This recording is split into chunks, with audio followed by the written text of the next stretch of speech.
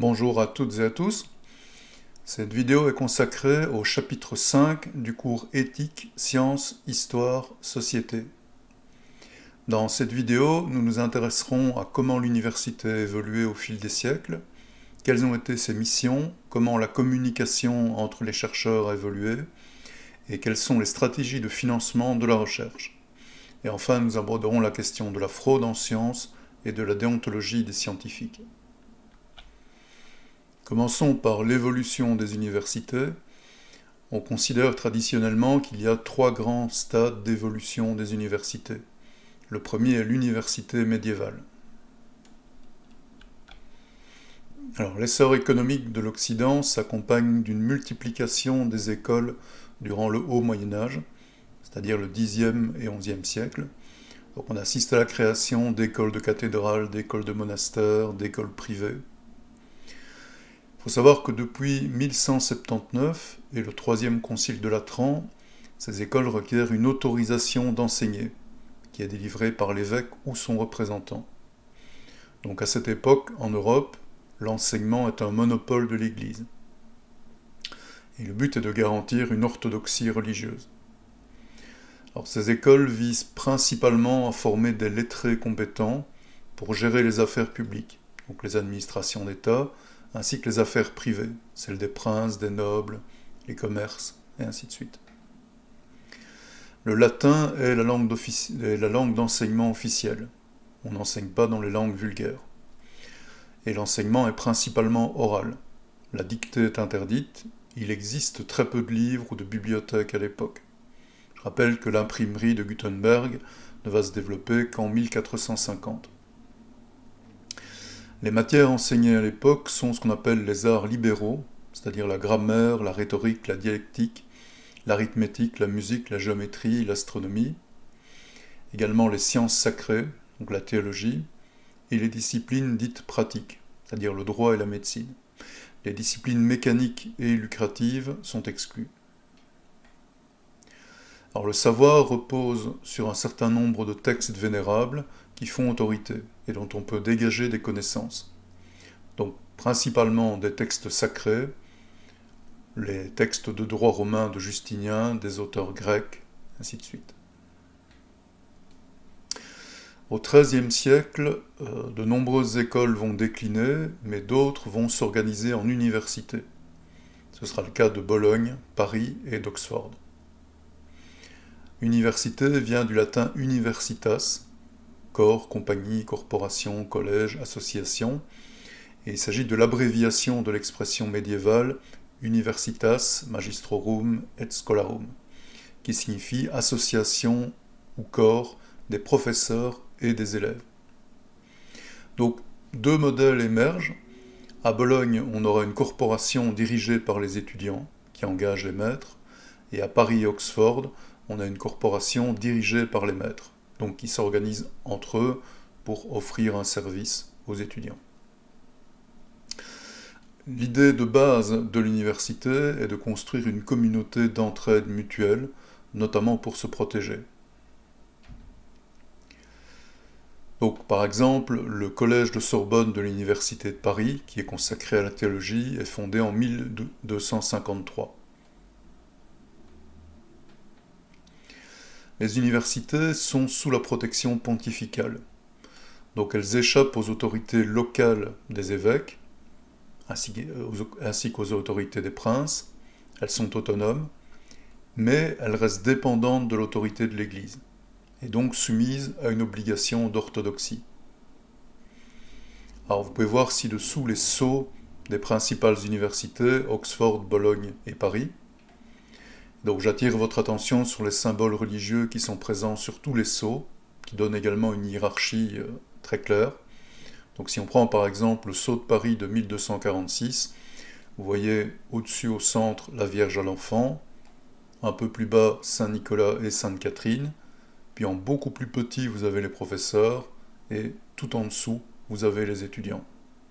Donc le religieux domine très largement sur les enseignants et sur les étudiants. Alors un exemple bien documenté de contrôle de l'orthodoxie religieuse des enseignements à l'université de Paris. En 1270, le pape Jean XXI écrit à l'évêque parisien Étienne Tempier, qui est le chancelier de la Sorbonne. Le pape affirme avoir entendu parler d'opinions hérétiques dans la région de Paris et il demande à être informé de la situation. Donc Tempier enquête, il va publier une liste de 219 propositions interdites. Donc la plupart des propositions condamnées tournent autour de la pensée d'Aristote et de philosophes dits aristotéliens, donc inspirés par la pensée d'Aristote, comme Thomas d'Aquin, Averroès, Avicenne. Et donc la sanction pour quiconque enseignait ou écoutait les erreurs énumérées était l'excommunication, qui amenait à l'époque à une quasi-mort sociale. Donc ce décret va bloquer en fait une partie de l'enseignement, mais d'un autre côté, il sera activement discuté, contesté, et il finira par être annulé en 1325.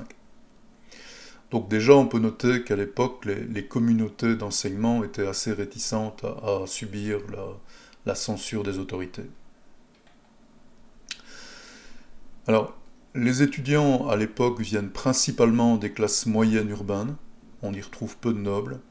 Les nobles n'ont pas besoin, entre guillemets, d'avoir les connaissances enseignées dans les universités. Ils peuvent en fait payer pour les avoir. Les étudiants sont très mobiles, parce que l'enseignement étant en latin, il n'y a pas de frontières linguistiques, donc ils peuvent venir de toute l'Europe. Et on va observer une très importante multiplication des universités entre le XIIIe et le XVe siècle, à l'initiative de la papauté ou des pouvoirs politiques. Donc en 1500, on aura à peu près 60 universités actives en Europe, comme vous pouvez le voir sur cette carte.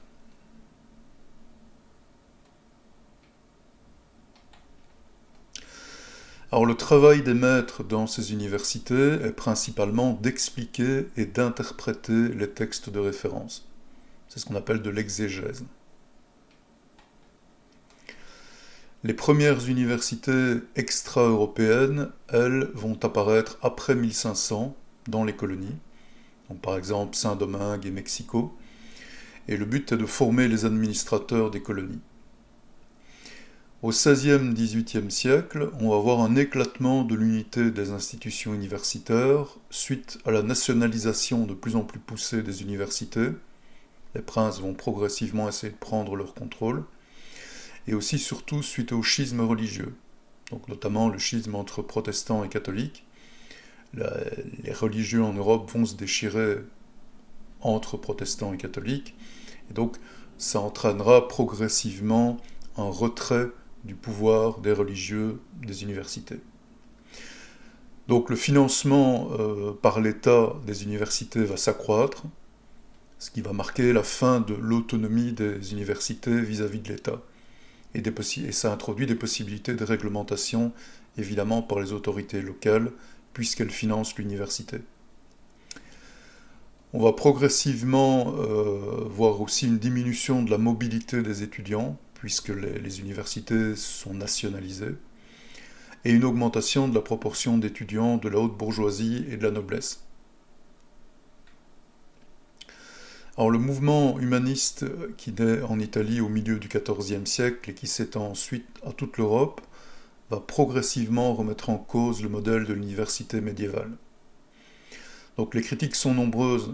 La principale, c'est la dominance du latin, qui limite la diffusion du savoir. L'idée, c'est de proposer l'étude d'autres langues, le grec, l'hébreu, et ainsi de suite, pour s'ouvrir à d'autres cultures, mais également d'avoir un enseignement dans les langues nationales. Il y a également une critique concernant le fait que l'enseignement ne répond plus entièrement aux attentes sociales et politiques. Il n'y a pas assez d'enseignement pratique, et le diplôme universitaire devient un simple marqueur d'appartenance à une classe sociale. On note également à l'époque une diminution de la qualité des études, surtout en droit. On a des fraudes, des raccourcissements de la durée des études, des diplômes de complaisance qu'on peut acheter.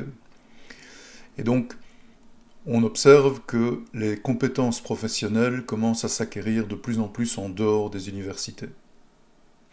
Alors, point très important à noter, la recherche scientifique est quasi absente des universités médiévales.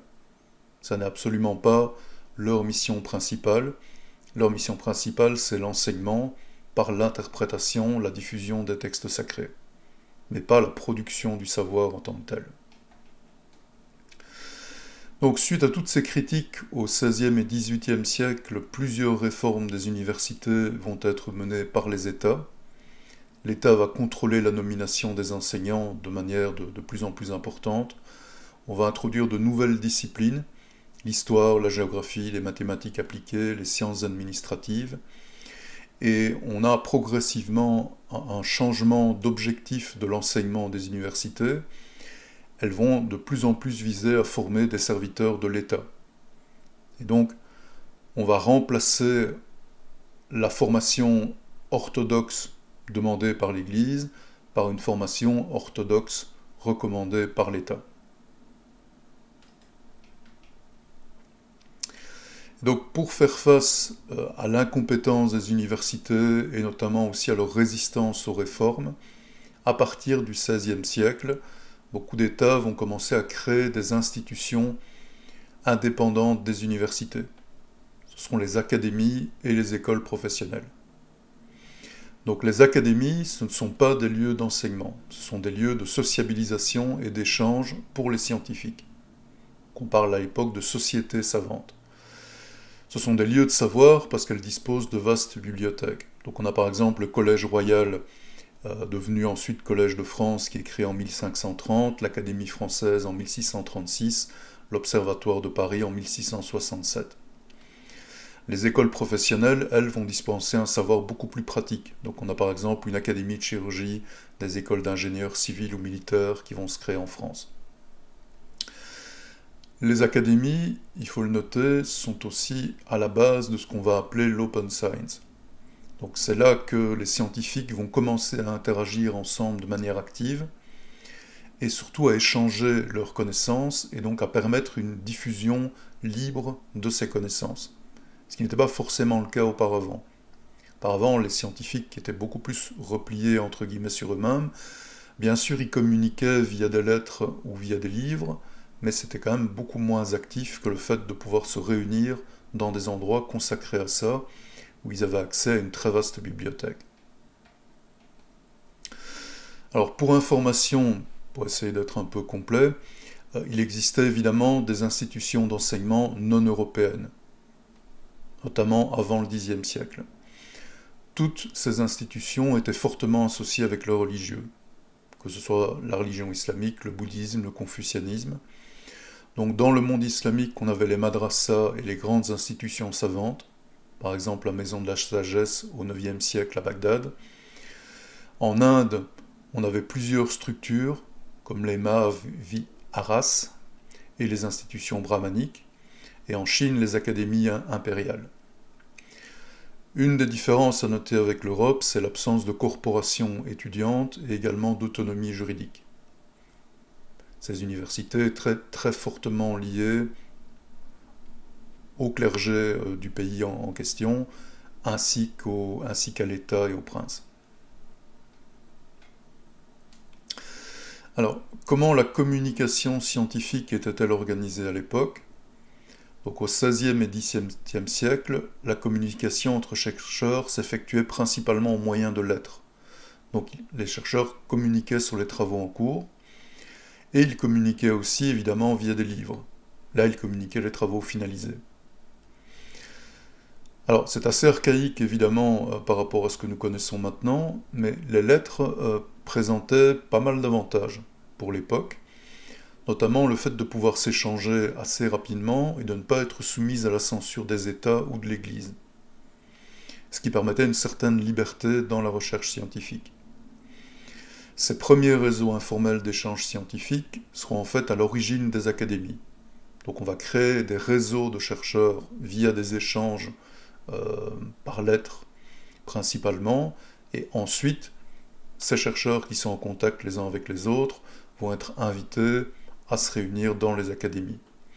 Donc un exemple bien documenté, c'est ce qu'on a appelé le Collège invisible, qui désigne une société anglaise de savants, comprenant notamment des physiciens comme Robert Boyle et Isaac Newton.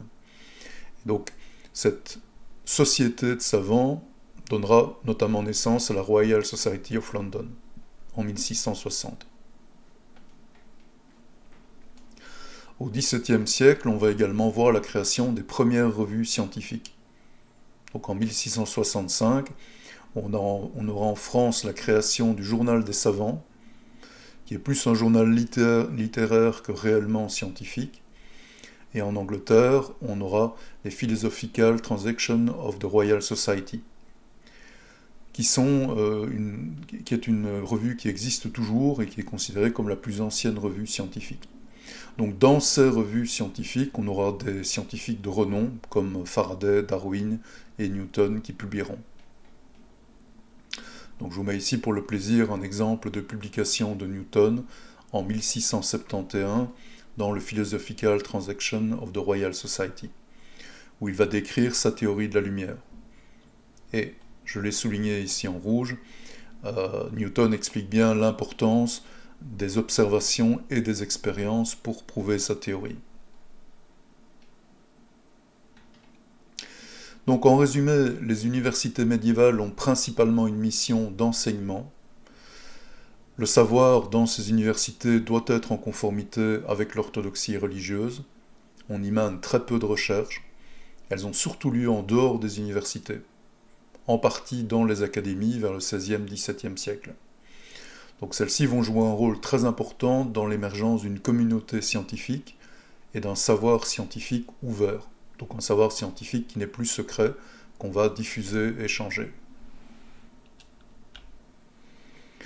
Bien, passons maintenant à l'université dite moderne, qui émerge au XIXe siècle, et dont le modèle est l'université allemande d'Humboldt. On parlera de modèle humboldtien. Donc, ce modèle d'université apparaît au XIXe siècle en Prusse, dans un contexte assez particulier. La Prusse entreprend une série de réformes administratives et économiques majeures suite à sa défaite face à la France.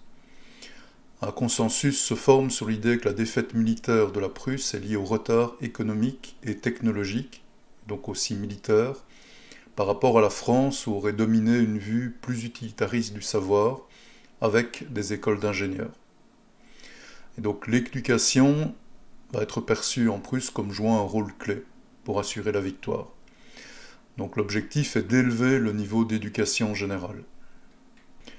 Donc l'université de Berlin, qui sera ensuite appelée Université Humboldt, est fondée le 16 août 1809 à Berlin, à l'initiative du philosophe et linguiste prussien William von Humboldt, qui est considéré comme un des pionniers des sciences de l'éducation.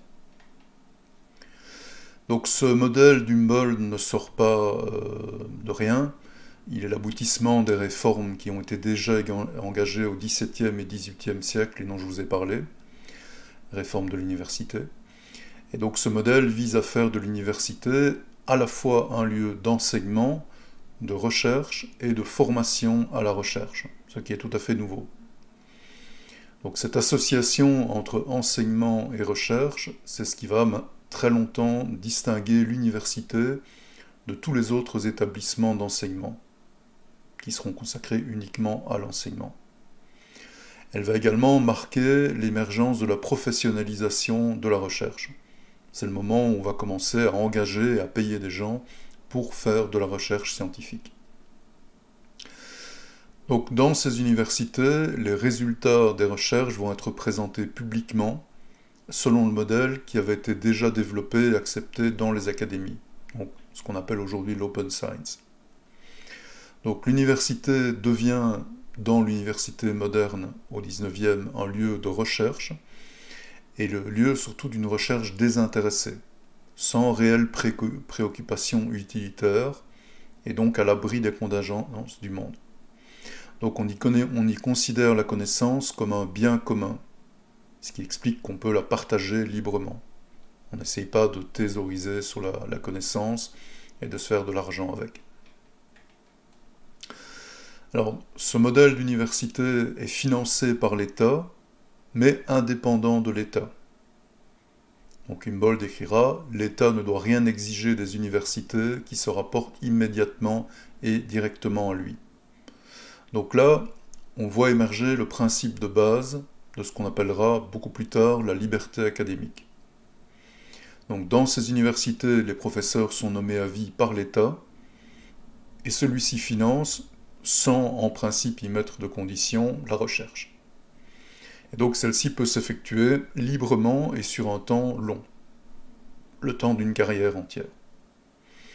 Donc le chercheur à l'époque est vu comme un maître qui est mu par sa passion, par son sujet de recherche, et donc il n'est pas encore vu comme une sorte d'agent économique qui devrait être motivé extérieurement par exemple, la crainte de l'évaluation ou l'appétit de récompense.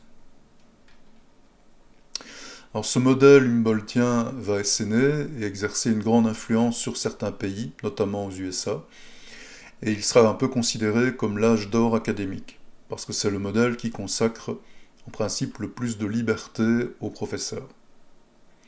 Alors les principales critiques du modèle d'Humboldt, on enseigne encore relativement peu les aspects vraiment pragmatiques des savoirs. Les étudiants et les chercheurs sont peu formés aux exigences de compétitivité, et donc on a un modèle qui est encore très déconnecté du monde économique, qui est élitiste et conservateur, parce qu'il est un peu dans sa tour d'ivoire, il est isolé de la société. Alors, pour information, je vais quand même vous parler en très résumé de l'évolution des universités en Belgique. Donc en Belgique, en 1425, une université avait été créée à Louvain. Elle avait été fondée par le duc Jean IV de Brabant. C'était une université médiévale. Et elle a été supprimée en 1797 pendant l'occupation française de la Belgique. De 1815 à 1830, la Belgique subit une domination néerlandaise et Guillaume Ier des Pays-Bas va fonder 3 universités d'État. L'université d'État de Louvain, de Gand et de Liège. La création de ces universités d'État vise en fait à soustraire à l'autorité ecclésiastique l'enseignement supérieur. Donc, le but de Guillaume Ier est dans ces universités de former des administratifs pour son gouvernement. Alors, en 1830, l'indépendance de la Belgique. En 1834, on a la création de l'Université catholique de Louvain, qui va être fondée par les évêques de Belgique, d'abord à Malines en 1834, puis qui sera transférée à Louvain en 1835. Donc là, il s'agit d'une université qui est créée littéralement par les évêques. Et en réaction à cette tentative du pouvoir religieux de créer son propre enseignement, les loges franc-maçonniques belges et les libéraux de Belgique vont s'unir pour créer l'Université libre de Bruxelles la même année, donc aussi en 1834. Alors toujours, juste pour la petite histoire, puisque vous êtes à l'ULB, quand même bien que vous sachiez un minimum quel est l'historique de l'établissement. Initialement, l'ULB s'installe de 1834 à 1842 dans le palais Charles de Lorraine, donc au centre de Bruxelles. Puis ensuite, l'Université libre de Bruxelles va siéger de 1842 à 1928 au palais Granvelle, qui est situé rue des Sols, toujours au centre de Bruxelles. Et donc, elle ne s'établira finalement qu'en 1924 sur le site de l'université, de l'Exposition universelle et internationale de Bruxelles de 1910, qui était un vaste site qui était libre. Et donc le premier bâtiment des campus actuels de l'Université libre de Bruxelles sera construit de 1921 à 1924 et abritera les facultés des sciences appliquées et des sciences. Donc c'est celui qu'on appelle actuellement le bâtiment U. Le bâtiment A, lui, ne sera construit qu'en 1924-1928. Alors la communication scientifique au 19e. Donc au 18e et 19e siècle, on va assister à une importante augmentation du nombre de revues scientifiques. Je vous rappelle que les premières étaient apparues au 17e.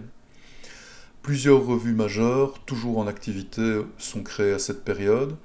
Donc en 1869, on a par exemple la création de la revue Nature, et en 1880, la création de la revue Science.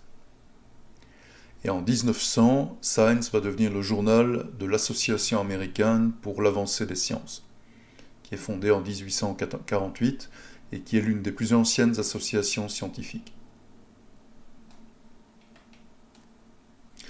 Donc en résumé, le modèle d'Humboldt transforme profondément l'université. D'une corporation de professeurs et d'étudiants, elle va devenir un lieu de recherche et de savoir. Et donc c'est l'État, et non plus l'Église, qui va devenir le garant de l'indépendance de l'université. Donc le modèle d'Humboldt définit une norme de production des connaissances. Les connaissances sont produites dans l'université, puis transmises à la société. C'est ce qu'on appellera plus tard le mode 1. Je vous présenterai brièvement les différents modes de production du savoir quand j'aurai terminé de résumer l'évolution des universités. Alors dans la deuxième moitié du XXe siècle, on va assister à ce qu'on appelle la réforme libérale des universités et à l'émergence de ce qu'on pourrait appeler les universités entrepreneuriales, au sens où elles sont souvent fortement liées à des entreprises. Donc, durant la Deuxième Guerre mondiale, on va voir émerger un nouveau mode de production de la connaissance, ce qu'on appellera plus tard la Big Science. Et le modèle de cette production de connaissances, c'est le projet Manhattan, qui a produit la première bombe atomique.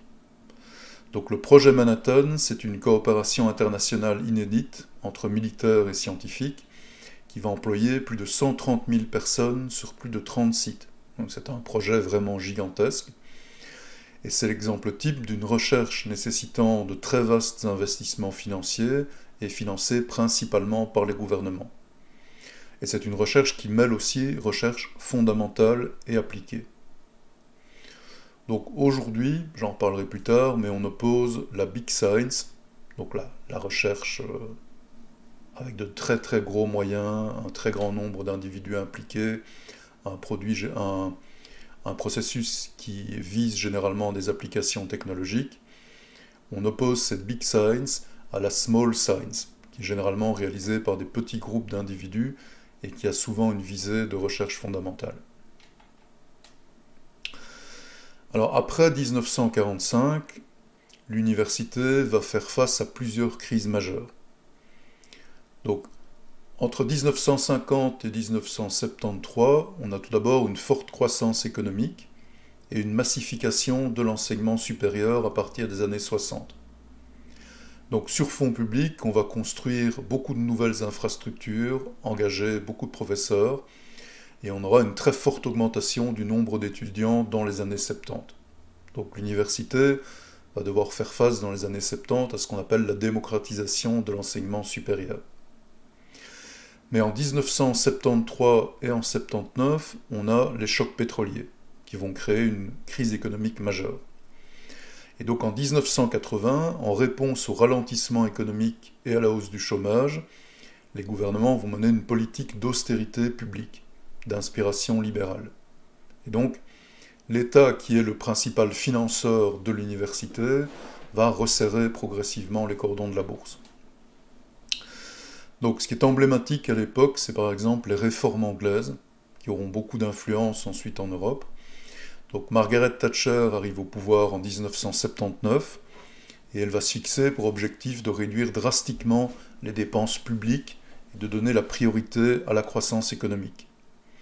Donc cette politique, ça va passer par une réduction des dépenses publiques pour les universités, l'autorisation pour les universités de faire payer un supplément souvent très élevé aux étudiants, donc le Minerval explose. On a également une suppression de l'emploi à vie des professeurs d'université, pas partout, mais c'est un objectif de ces réformes.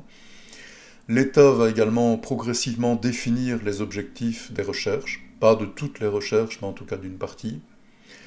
Et surtout, on va mettre en concurrence des universités et des chercheurs pour les fonds de recherche. Donc l'idée, c'est qu'il n'y a plus assez d'argent pour tout financer, et donc on va lancer une dynamique de compétition entre les universités et les chercheurs pour obtenir le financement de l'État. Et donc là, c'est l'introduction du principe du financement à la performance. Les chercheurs, les universités doivent faire la preuve de leur performance, de leur excellence pour obtenir un financement. Et donc plusieurs principes dérivés de ce qu'on appelle le New Public Management vont s'imposer dans l'université. Donc l'université étant financée par les citoyens, elle doit rendre des comptes, ce qu'on appelle l'accountability, et elle doit prouver régulièrement son utilité sociale au travers de différentes évaluations. Donc à partir de ce moment-là, on va sortir du temps long pour la recherche, on ne va plus évaluer sur des décennies, on va entrer dans un système d'évaluation permanent de la recherche et des enseignants. Donc des évaluations parfois sur 6 mois, sur une année. Alors les objectifs même de l'université et de ses acteurs, donc les professeurs, les chercheurs, ne peuvent plus être définis uniquement en interne. Ils vont être aussi déterminés par les pouvoirs publics, parce qu'ils sont censés refléter les préférences des citoyens. L'université va également devoir aussi se réformer pour produire des étudiants qui sont adaptés aux demandes des entreprises. Et donc, l'idée, c'est de favoriser la croissance économique via notamment la production d'étudiants aptes à aller dans les entreprises, mais également favoriser la production dans les universités d'innovations technologiques utiles à l'industrie. Alors, en Europe, on va voir poindre le même type de logique et de réforme qu'en Angleterre. Je vous fais ici un petit historique rapide de la création de l'Union européenne pour que vous ayez une idée du canevas. Donc la communauté européenne du charbon et de l'acier est fondée en 1952 sur le traité de Paris. Elle va rassembler au départ 6 nations européennes, donc France, Allemagne de l'Ouest, Italie, Belgique, Luxembourg et Pays-Bas. Et l'idée de base, c'est important à retenir pour comprendre la logique de la construction européenne, l'idée de base, c'est de rendre impossible une nouvelle guerre entre la France et l'Allemagne. Donc, l'idée, c'est qu'on crée un marché unique du charbon et de l'acier, qui sont très importants à l'époque, et on espère qu'en créant des liens économiques forts entre les pays, on va limiter les risques de guerre. Je rappelle qu'en 1952, on a déjà eu 2 grandes guerres mondiales sur la première partie du XXe siècle. Donc c'est un objectif vraiment majeur d'éviter les guerres. Et ça, c'est dans la logique de Montesquieu, qu'il explique dans De l'esprit des lois. L'effet naturel du commerce est de porter à la paix, car 2 nations qui négocient ensemble se rendent réciproquement dépendantes. Donc c'est la dépendance commerciale qui est censée apporter la paix. Alors la communauté économique européenne, la CE, va être fondée en 1957 pour mener à une intégration économique des pays membres du CEA. Et donc elle va connaître des élargissements pour inclure progressivement 12 États. Alors une structure qui est très importante pour comprendre la structure de l'Union européenne et surtout la manière dont les universités vont être perçues dans cette structure, c'est un club d'acteurs économiques influents, l'European Roundtable of Industrialists, donc la table ronde européenne des industriels. Donc c'est un club qui va être créé en 1983 et qui rassemble les dirigeants des plus grandes entreprises européennes, avec l'ambition de promouvoir la prospérité en Europe, en instaurant un marché unique et en privatisant les services publics, dont l'éducation. Donc les universités, là, sont bien visées. Donc l'ERT, la table ronde des industrialistes européens, c'est un des principaux inspirateurs de l'Acte unique européen de 1986, qui va instaurer les bases d'une coopération politique au niveau européen en matière de sécurité, d'économie et de recherche scientifique. Et ça va ouvrir la voie à la réalisation du marché unique. Donc les objectifs de la table ronde des industriels européens vont se concrétiser à l'occasion de la création en 1993 de la Communauté européenne, qui est fondée sur base du traité de Maastricht de 1992, qui instaure une union économique et monétaire européenne. Alors on arrive ici à ce qui nous intéresse. La stratégie de Lisbonne, c'est l'axe majeur de la politique économique et de développement de l'Union européenne entre 2000 et 2010. Et donc son objectif, c'est de faire de l'Europe l'économie de la connaissance la plus compétitive et la plus dynamique du monde. Et cette stratégie, elle est concrétisée par le processus de Bologne, qui aboutit en 2010 à la création de l'espace européen de l'enseignement supérieur. Donc on va retrouver dans le processus de Bologne l'influence de la table ronde des industriels européens. Donc en plus d'introduire une harmonisation des études européennes, des études supérieures en Europe, et une équivalence des diplômes, qui sont indispensables à la mobilité des travailleurs, c'est le but de ces réformes, Bologne va aussi redéfinir les missions de l'université et la valeur de la connaissance. C'est pour ça que je vous ai fait cette longue introduction sur la manière dont l'Europe s'est créée. Donc l'université va se voir conférer une mission supplémentaire à l'enseignement et à la recherche. Une mission de développement économique via la production d'innovations scientifiques. Donc c'est à partir de ce moment-là qu'on va commencer à parler de société de la connaissance. Donc l'idée, c'est que la croissance économique est dépendante des innovations technologiques et donc de la connaissance scientifique. Et donc pour avoir une croissance économique forte, il faut une recherche scientifique forte. Et donc dans une communication du 20 septembre 2011, la communauté européenne précise que le partenariat et la coopération avec les entreprises doit être considéré en tant qu'activité essentielle des établissements d'enseignement supérieur. Et donc dans cette perspective-là, les connaissances vont à présent être jugées en grande partie à l'aune de leur capacité à stimuler l'économie. Donc ça, c'est un changement majeur. On sort tout à fait de la logique de la connaissance désintéressée qui dominait à l'époque du 19e dans l'université humboldtienne. Là, on crée de la connaissance pour la connaissance. Ça peut paraître un peu bizarre aujourd'hui, mais c'était le cas. Ici, on passe à un tout autre mode d'évaluation de la valeur de la connaissance, puisqu'on va l'évaluer à l'aune de sa capacité à stimuler de l'innovation et de la croissance économique. Alors en parallèle de ça, pendant cette période, donc au XXe siècle, la communication scientifique va fortement évoluer.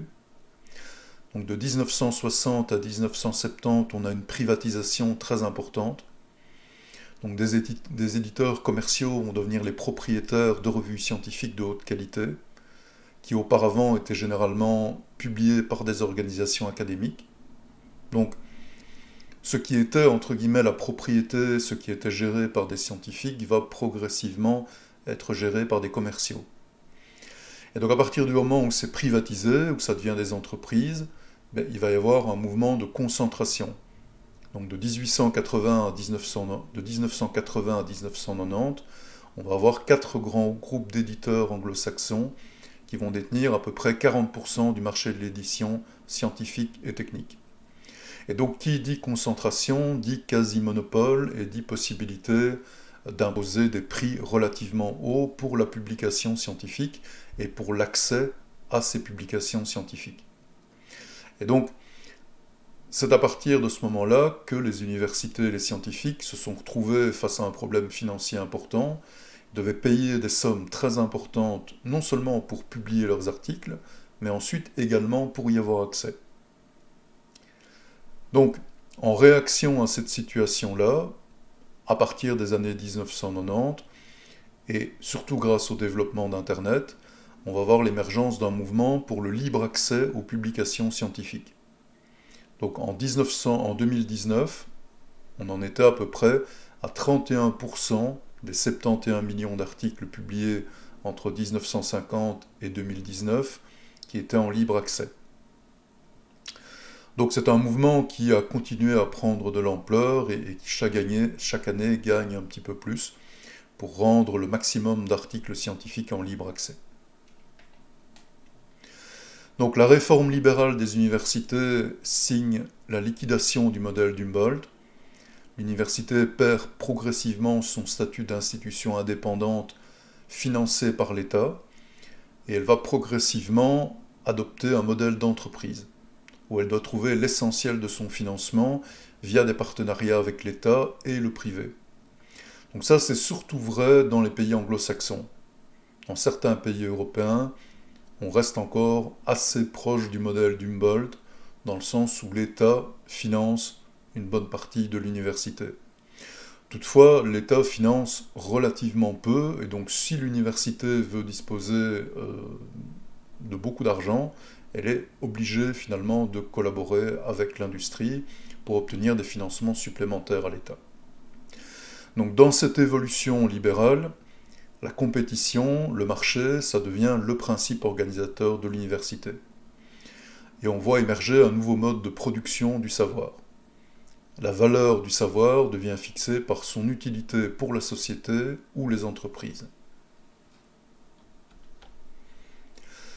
Donc, comme vous l'avez vu dans cette première partie de la vidéo, le mode de production du savoir va évoluer dans les universités, surtout entre l'université humboldtienne et les universités libérales ou entrepreneuriales, on peut un peu les appeler comme on veut.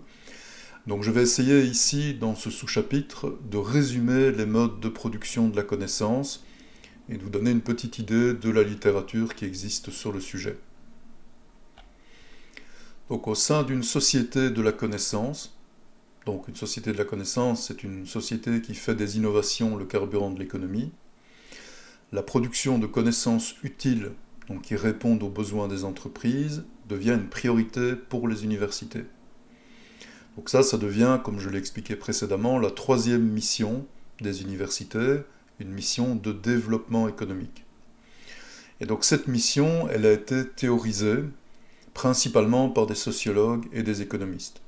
Donc c'est déjà assez intéressant ici de noter que les modes de production de la connaissance, à partir de la deuxième moitié du XXe siècle, et surtout à partir des années 1990, ça va devenir une affaire de sociologues et d'économistes, et un peu moins une affaire de philosophes ou de scientifiques. Donc en 1994, on a un travail qui fera référence, celui de Gibbons. Donc Michael Gibbons va introduire une réflexion sur les modes de production de connaissances, et il va en identifier deux. Donc ce qu'il appelle le mode 1 et le mode 2. Donc dans le mode 1, les innovations sont produites dans les universités et ensuite seulement transférées dans l'industrie. Et dans le mode 2, les innovations résultent d'interactions coopératives entre les universités, les industries et le gouvernement.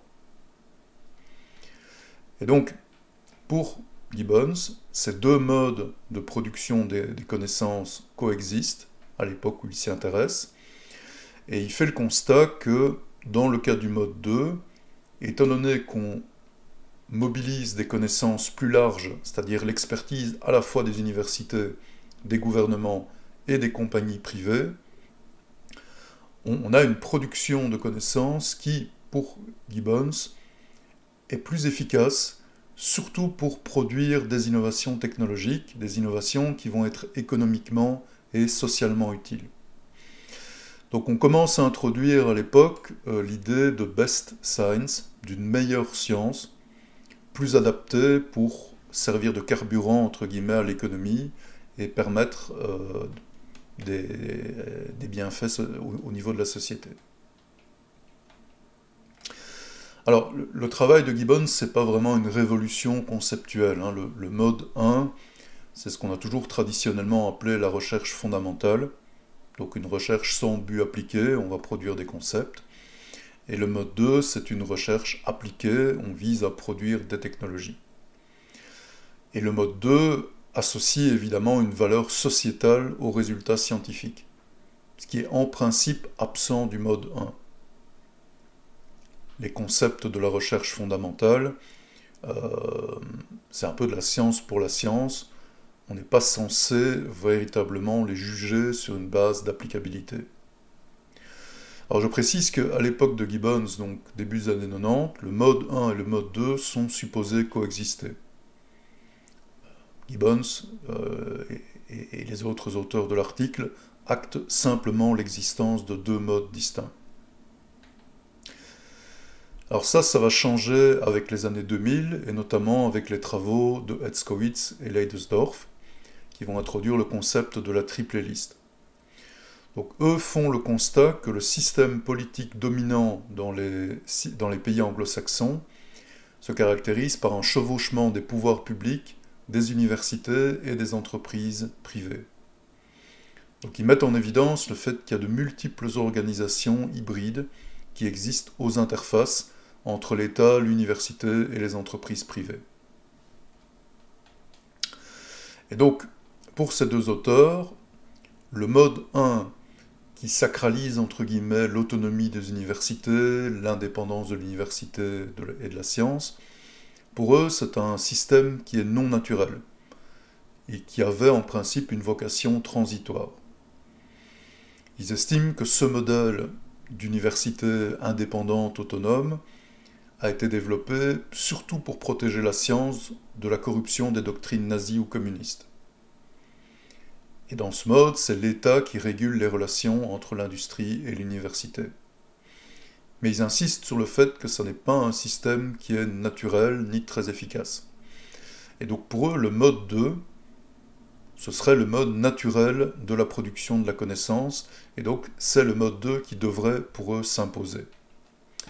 Et ils vont aller plus loin, ils vont proposer un modèle général de la production de connaissances basé sur le mode 2, mais où les relations entre les gouvernements, les universités et l'industrie vont s'intensifier et où les frontières entre les différents acteurs sont censées s'effacer.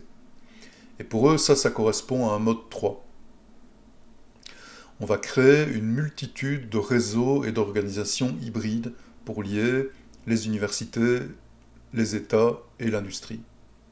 Donc, mode 2, on a une production de la connaissance qui est en interaction entre État, industrie, académie. Mode 3, on augmente encore cette intégration-là et surtout on crée des organisations hybrides qui rassemblent à la fois industrie, État et université. Alors, ce modèle de la triple hélice, la triple hélice c'est un peu, je pense, une blague de leur part en parallèle avec la double hélice de l'ADN. L'ADN est vu un peu comme la base de l'innovation biologique. Leur triple hélice, c'est censé être la base de l'innovation dans la connaissance. Donc ce modèle de la triple hélice, il justifie la transformation des universités en compagnies commerciales privées, dont la principale fonction, c'est la production d'innovation et d'étudiants qui vont satisfaire aux critères de l'industrie. Elle va aussi justifier l'importance des lobbies industriels dans les gouvernements. Et elle amène aussi l'idée, qui est quand même assez dangereuse, que le concept de conflit d'intérêts n'a plus vraiment lieu d'être.